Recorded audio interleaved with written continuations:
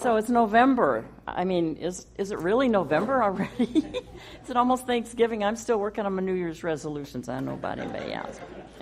kind of a slow job. And then it's kind of fun because we come to the end of the year and I haven't finished them, but then I've got a real head start on the next year. So there you go. And Thanksgiving, of course, is this month is what we think about so much in November. And of course, we're thinking about gratitude. We're reminded to be grateful. And the thing is, I've noticed that even though we have so much for which to be grateful, we can tend to get a little bit blasé about it. Yeah, I know. I'm a good person, and I go to services on Sunday, and I participate in my center, and I know all about being grateful. I've heard it all before. And I'll bet every one of us could probably spout one or two bumper stickers about giving thanks, being grateful. I'm not taking away from the importance of it, but just the way that we perceive it.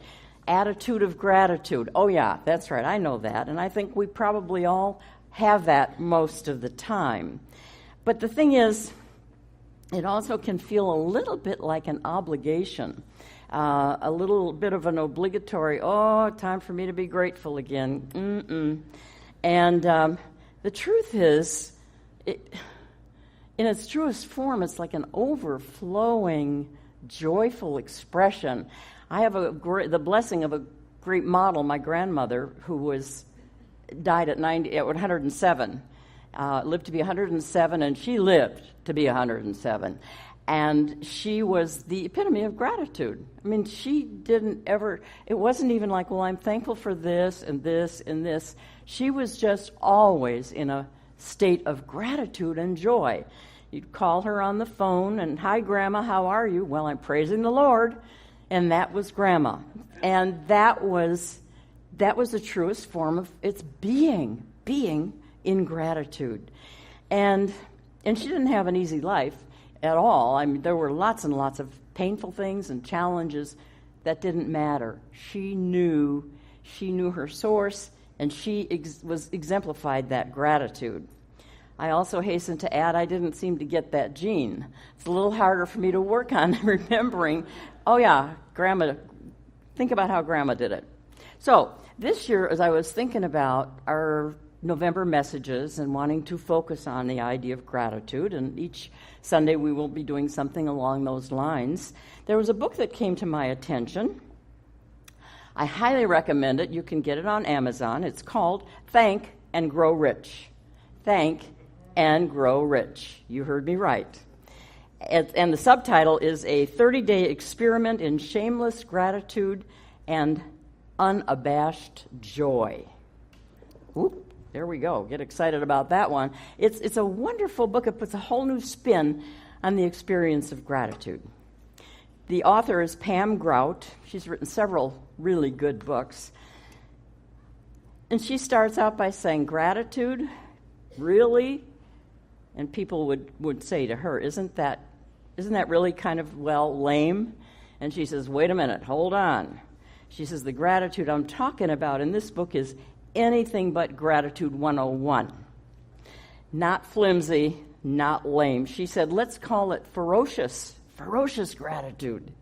In your face gratitude.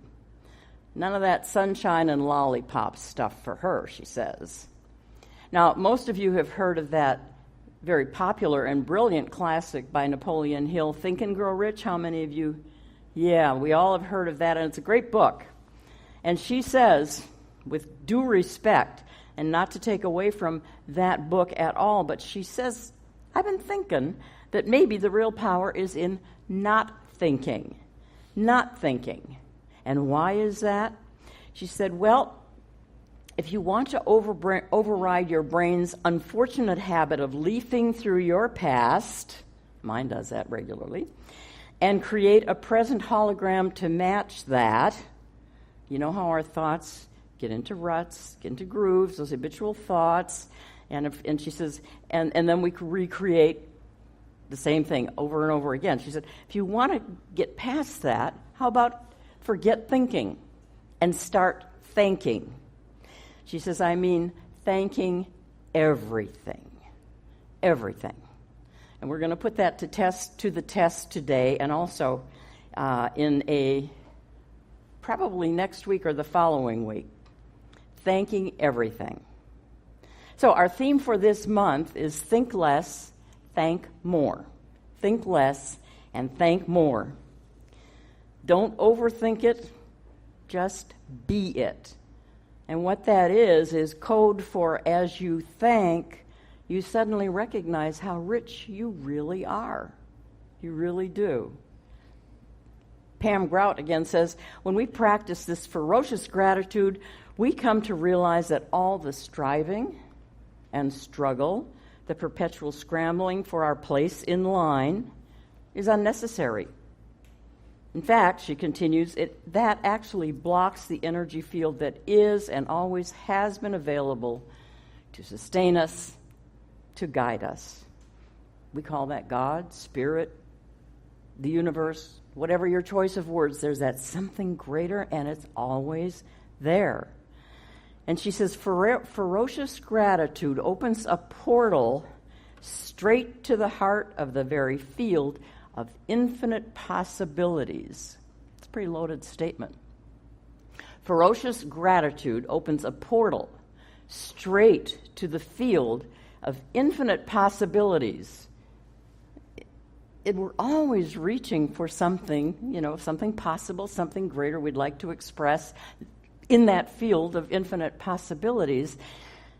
And the way to get there is not about saying, well, as soon as I get that or figure this out or obtain something else, then I'll be grateful.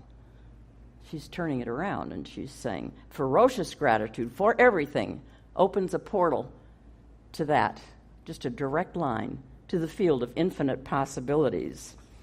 So the title today is Gratitude Just Makes Sense. And because we're talking about thank and grow rich, I got really, really cheesy. And I wrote on the email, if you got it, S-E-N-S, the two S's, S-E-N-S-E, the two S's are dollar signs. Gratitude just makes sense. I knew you'd like that. Go back and read the email. And by the way, Bob, I forgot to put you on notice, but a little later we're going to do a little exercise, and I'll need you to play some from the opening song again, just in the background while we do it. So just forgot to tell. We'll put an extra little something in your paycheck for that. Sorry, I didn't let you know ahead of time. Anyway, okay, so gratitude just makes sense. Now, along these lines, and she has a chapter called Becoming the Warren Buffett of Happiness. Becoming the Warren Buffett. Now, you know Warren Buffett, what the last I saw when I Googled him, his net worth was $87 billion. Presumably third wealthiest man in the world, right behind Bill Gates and Jeff Bezos. But she says in that chapter, first line, I should get this out on the table right now. This book won't do a thing for your 401k, and it won't help you secure that McMansion that you pasted on your vision board. She says it's not about getting rich in the traditional sense. Thank and Grow Rich is about building a different kind of portfolio, a portfolio that appreciates and expands the deep and unceasing abundance that you already have. We already have it. And then she says it's about growing equity in that, in the love and the creativity and the beauty already inside you. She says, now, there's nothing wrong at all with financial capital. But, she says, let me be very clear. That capital is incapable of bringing us any measure of real happiness.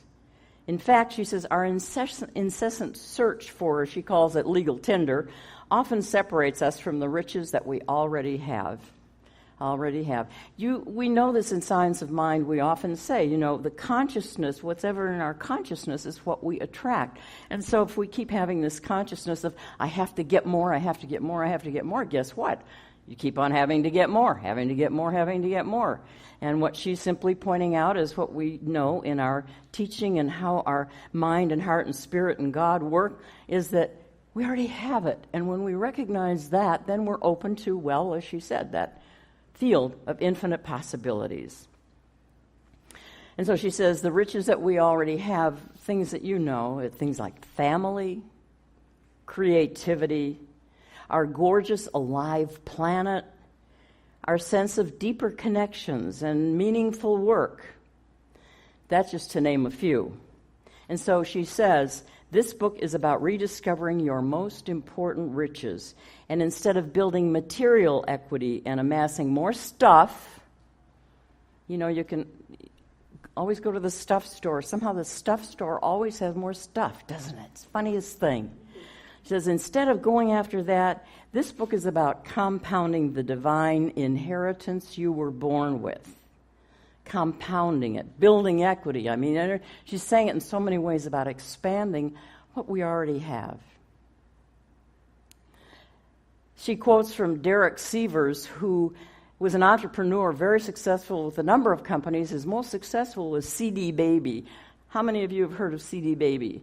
It's an online market for people to sell their CDs, performers to sell their CDs when they're not with a big publisher, producer kind of thing. And so CD Baby has been very successful. And when he was riding high, he was doing everything that one would do with bajillions and bajillions of wealth. And wasn't doing it for him. So he sold it for $22 million. 95% of it he gave to charity. And he did it in a way that he put it in a trust, all of it, his patents, everything, so that he would not be, it was going to charity to support some very important endeavors around the world. And he did it in such a way that it wasn't like, well, I've always got that as a safety cushion. He gave it away, except for the 5%, which still is, a nice amount, but to live on. He doesn't have, or doesn't own a house. He doesn't own a car. He doesn't own a TV. He lives simply. And he lives in immense joy and immense contentment and, yes, so much gratitude. Because he says the best things in life aren't things. Best things in life aren't things. And he said, I'd love to buy trained parrots to fly around every mall in America squawking, it won't make you happy, it won't make you happy, it's not what you really want. That's what we're talking about. Now here's the part I enjoyed most about the book.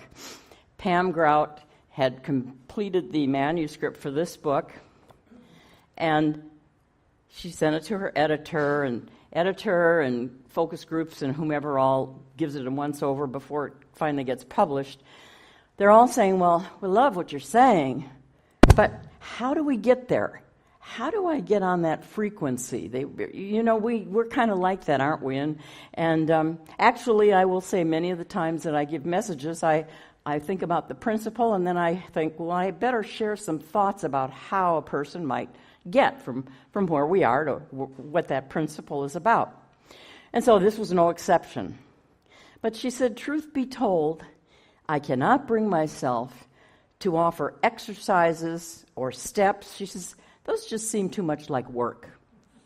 And if you read the book, you get such a kick out of it because there's nothing laborious about it. It is just fun and lighthearted, and that's her. So instead of exercises, she said, I'm offering party games. 27 of them. 27 party games in here. Now, some of my favorites, I just picked out a couple of them. One of them is back away from the dials, ma'am, or sir. Back away from the dials. Now, what does that mean? It means let the universe, your higher power, go first. Remember that you don't have everything figured out. No one does. But the good news is, she said, this means that you are willing to admit that something a whole lot bigger than you is operating those dials. Hence, you can back away from the dials. Now, a lot of times you hear us say, do the prayer, do the affirmation, have the intention about the what, but for goodness sake, leave the how alone. Leave that to whomever is manning the dials or operating those dials, as she's saying. We get to figure out the what. That's easy. And then leave the how to infinite intelligence. And so that's what she's saying. It's like we often remind ourselves, I may not know, but something in me does. That's what she's talking about. That's one of the games. And play with that. Check and see how many times during the day you're trying to work those dials. If I just tweak them a little bit, back away. Reminds me of that fable I've shared with you before. I love it, though. Nasrudin had a donkey, and one day there was news in every corner of the town about Nasrudin's donkey. The donkey was lost. So when his neighbors heard about this, they got sad and worried for him, and they decided to go to his house and help him find the donkey. So they came to his house, and they saw that he was very happy. In fact, he was very thankful, grateful. They were very puzzled. Well, Nasrudin, aren't you sad and disturbed about losing your donkey? And he laughed and he said, "Oh, I'm happier because God helped me, that I was not riding on it, otherwise I would be lost too." Be willing to admit there's something a whole lot bigger than you and me operating those dials. Another game she has is be a broken record. Be a broken record. In other words, saying thanks for every single thing that happens. Everything. Kind of like Nasrudin. He was giving thanks for losing his donkey. And we'll talk more about that next week. But that's another one. Just be a broken record over and over. Because we create, I said, those grooves in our thinking. And when we keep repeating something different, something new, we do make new tracks, new thought processes, new habits of thinking. Okay, number 4 game.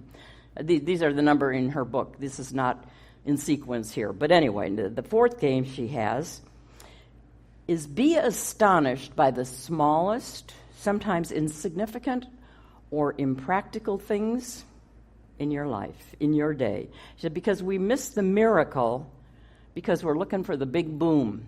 We miss the miracle because we're looking for the big boom. And she quotes someone wise who said, if we saw the world as it really is, we'd be dropping to our knees every 5 minutes just to say thank you. So, we're going to practice this.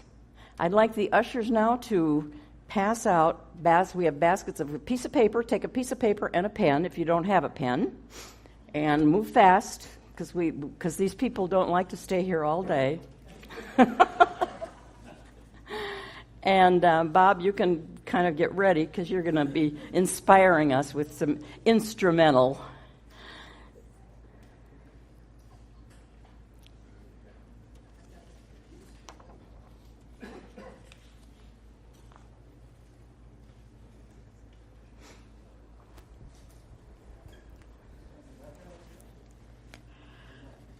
Huh?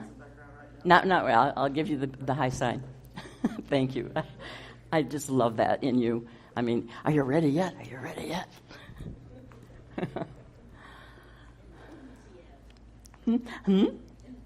Yes, absolutely.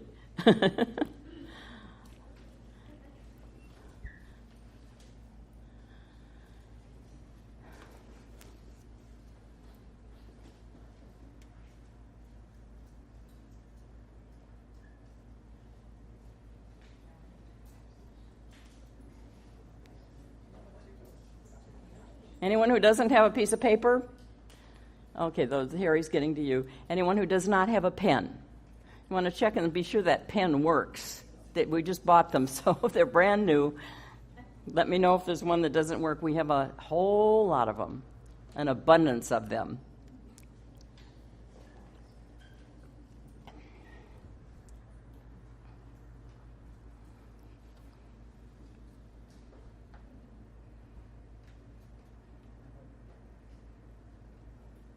Now, let me assure you, this is all anonymous. You are not going to put your name on these, and in fact, the way we're going to do this, no one is ever going to know what you wrote on your piece of paper, okay? So you can come on, Jim. It's anonymous, honey. No one's going to know. Okay, so let me give you some thoughts about what we're going to be doing is, putting one thing on that piece of paper that is the tiniest thing you can think of that you're grateful for. And I'm going to give you some thought starters, so don't start yet, because I want to tell you what we're going to do next. Once you've done that, and it's going to be very quick, don't overthink it, then the ushers will collect those in the basket, and we're going to mix them all up, and then we're going to pass the basket, and everyone's going to take one out again, and you're going to see what other people have written. And then you're going to read that to your neighbor, and we'll get to see just what other people are thinking. So, again, all anonymous. Now, here are some things that I found on the list, and I can relate. Louise Hay, for example, she used to give thanks for her sheets and her pillow before she got out of bed in the morning, every morning. How about things like clothes fresh right out of the dryer? How about breaking a perforated seal successfully on something? A perfectly popped bag of popcorn. Waking up a minute before your alarm goes off so you're not jolted out of bed. Getting a piece of mail that's not a bill and not junk mail. Clicking unsubscribe. Those of us who get so many emails, where's the unsubscribe line?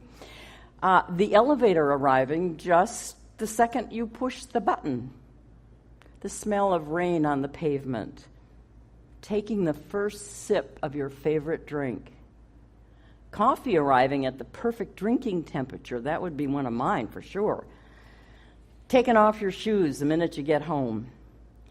Fitting every last thing in the dishwasher even after it looked full. Hearing the tiny little rocks going through the hose in your vacuum cleaner when you're vacuuming. Having no car problems. And while we're talking about having no car problems, you could think about things. I'm really grateful I don't have something to deal with right now, because I'm thankful I don't have a toothache. I'm thankful I don't have to go to the dentist tomorrow. Why am I picking on dentists? I don't know. You get the idea. Something small. Okay, go ahead and you can play us a little inspirational music.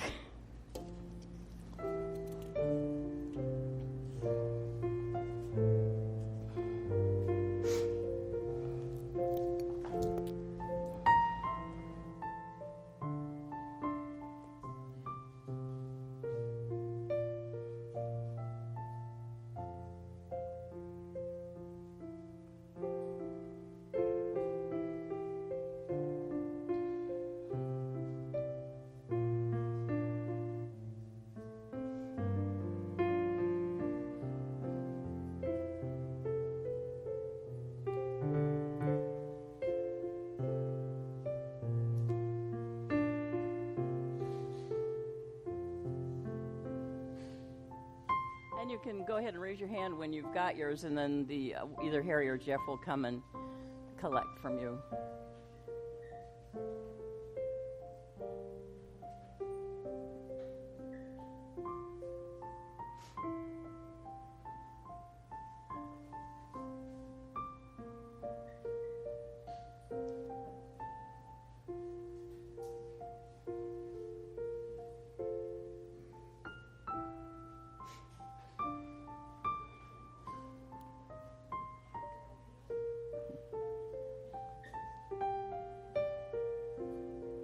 All right, anybody got one they're still working on?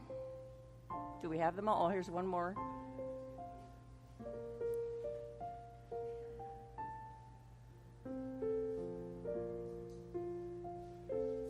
Okay, Harry and Jeff. Yeah, throw them on the floor and then pick them up. No. 52 cards. There you go. Mix them all up.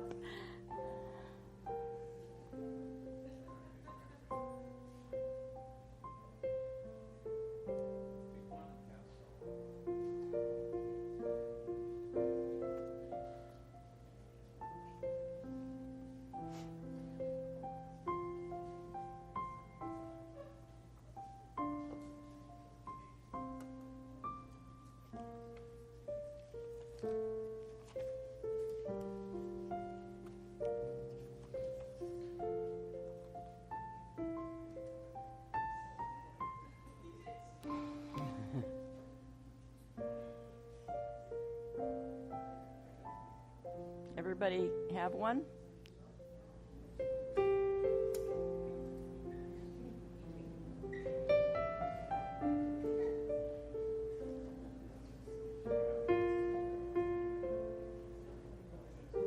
Now take a moment and share what you pulled out of the basket with the person next to you.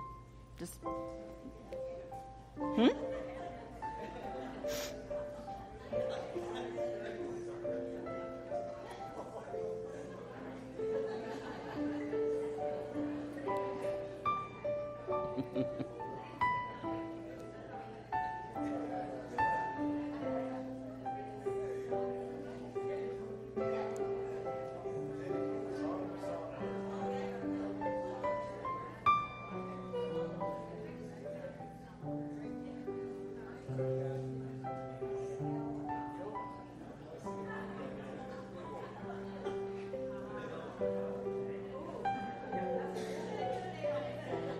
did you get someone to share? Okay. Huh? No. You keep yours. All right. So far, so good. Now, I'd like to hear from 10 people just to read what's on the piece of paper that you got. So raise your hand, and we'll call about 10, I think, is all we got time for. Here, Harvey?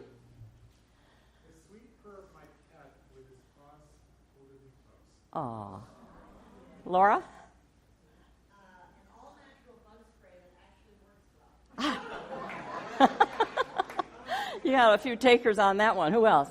Linda?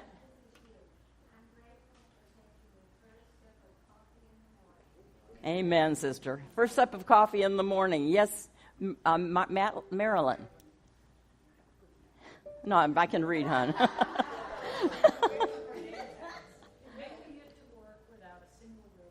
Making it to work without a single red light. Great, yeah. Mercedes? When my what works? My what? Okay. Joseph? I took two by mistake. Extra hour of sleep is one. I am grateful for having options. That's what else you need. Okay, we've got 3 more. Latanya? Phone call from a friend. Yay. Ilona? I'm grateful for good windshield wipers. Yeah. And one more. My cat and my own. And, pardon me? Jackie? Yeah. Warm, sunny weather. Thank you. Wow. How do you feel right now?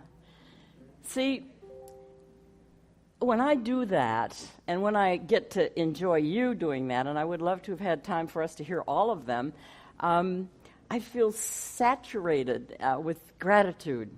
I feel alive. I may still have a whole lot of things on my to-do list and things I got to buy and things I wish I had the money for, all that stuff. But right now, in this moment, I feel, and I hope you join me in feeling kind of saturated, bathed in a sense of aliveness and feeling even rich. And that is the whole point. That is the whole point today. Gratitude just makes sense. This is what I'd like you to take with you this week, is this awareness of giving thanks for everything and really working that gratitude muscle and being more and more aware of all the things. One more thing I'll add in a way of doing that is often I will say, well, I'm grateful for my feet, or I'm grateful I can walk. But how about I'm grateful for my feet? Well, I'm grateful that I have toes that all work. I'm grateful that I don't have any maladies on my feet. I'm glad I have skin on my feet. I mean, you see how you can take it down so to the tiniest place and be so grateful, especially if you all of a sudden stub your toe, just using the feet example, and you know how you are with everything hurts when your toe hurts. That's just an example of how we can take this appreciation and gratitude to heart. And as we do, you watch, and it's going to open you up to infinite possibilities in ways you would have never imagined. I'm going to close with this that the author of the book wrote. She said, choosing the gratitude frequency, and that's what it is, an energy frequency that we're on, generates a different kind of capital one that feeds your soul, and one that serves your real desires to be of service, to be a channel for love, and to create insanely beautiful things. Namaste. Thank you.